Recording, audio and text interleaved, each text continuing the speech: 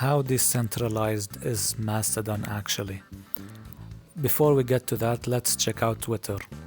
Twitter has all of its users, let's say, in one server controlled by one company, while Mastodon is more like a protocol where I can literally just create a server on a domain and I can have users just come to the server, create an account on there and start posting on there, and then a different person can do the same thing under a different domain on a different server and do the exact same thing, and people can over there make accounts and start posting on there. What's interesting about Mastodon is that server under that domain can communicate with my server as well and share content with each other. It's like email. So for example, I have a server called hummus.com, let's say, and so my handle would be @freakoverse@hummus.com, and the other person, his server is called bananasplit.com. So a person's username would be @person@bananasplit.com, and we interact with each other based on these handles and IDs and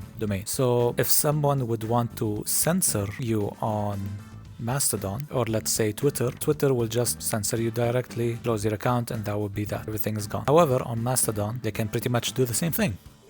Because if someone doesn't like you, or let's say if I don't like someone on my server, I can just close their account and that would be that. They can go to somebody else's server where they might be more, that server owner might be more lenient on them and keep their posts up, but they still run the chance of having their account and content deleted. In terms of a government censoring a social media platform, Twitter is the worst case scenario, of course. It's already happening. While Mastodon, the government will have a harder time doing so because they're dealing with a lot of servers instead of one centralized server. That's why people are calling Mastodon decentralized, although it's not as decentralized as you might think considering the examples that I mentioned. What would be the solution then? Well, one social media platform that's still early in its development, but there is already multiple applications using it, and in my opinion is better at handling censorship and being even more decentralized than Mastodon, is a protocol called Nostr,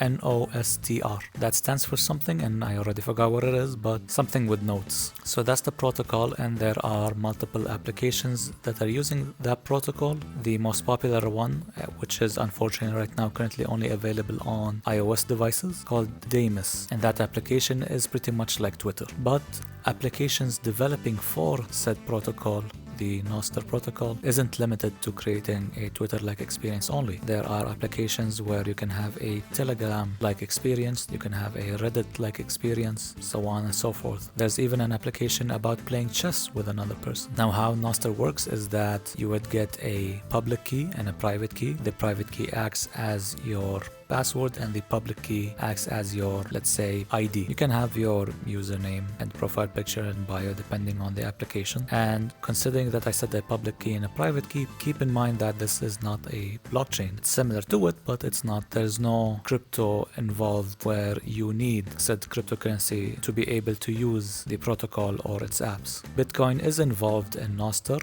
if the application chooses to have it involved, or if the user want to get involved in it and use it. What's interesting about Nostr, however, in comparison to Mastodon, is that it's definitely more decentralized than Mastodon, where instead of creating my content on one server, and in Nostr's case they're called relays, you can create content and have them published on multiple relays at the same time, and even to your own relay, and other people will acquire your content if they have subscribed to the same relays or same servers. And how does it handle censorship in this case? Well, as we said in Mastodon, a server can just boot you off their server and that would be that, while on Nostr's case, a relay can just choose not to show your content, but your content is still there, assuming that you've subscribed to have your content on other relays. So best practice is to have your content on multiple relays as much as possible, and in your own relay as well if you can set that up. And people, your followers, simply have to just subscribe to to the relays that you're on. Generally speaking, it is similar to Mastodon. However, you're not limited to a handle that can be taken from you and the content taken from you because the server owner did not like you. You have a better chance against censorship with Nostr rather than Mastodon. If you have your public key and your private key and you've subscribed to multiple relays, and by subscribe I mean most of the time, you will find a lot of free relays/servers, and there are paid one, of course. It's still in development, however, and it's still early on. While it is alive, it's still early in development, so we still have to see how it goes, but so far so good. It's looking great. I'm still waiting for a Damus app to be released on Android because it looks nice, and I'm definitely looking forward to it once it is released on Android. I don't have an iOS device, unfortunately. However, it would be interesting if I can make my own application at some point in the future that's utilizing the Nostr protocol, an application where it would be open source and focused on providing as much censorship resistance as possible. What do you guys think of Twitter, Mastodon, and Nostr?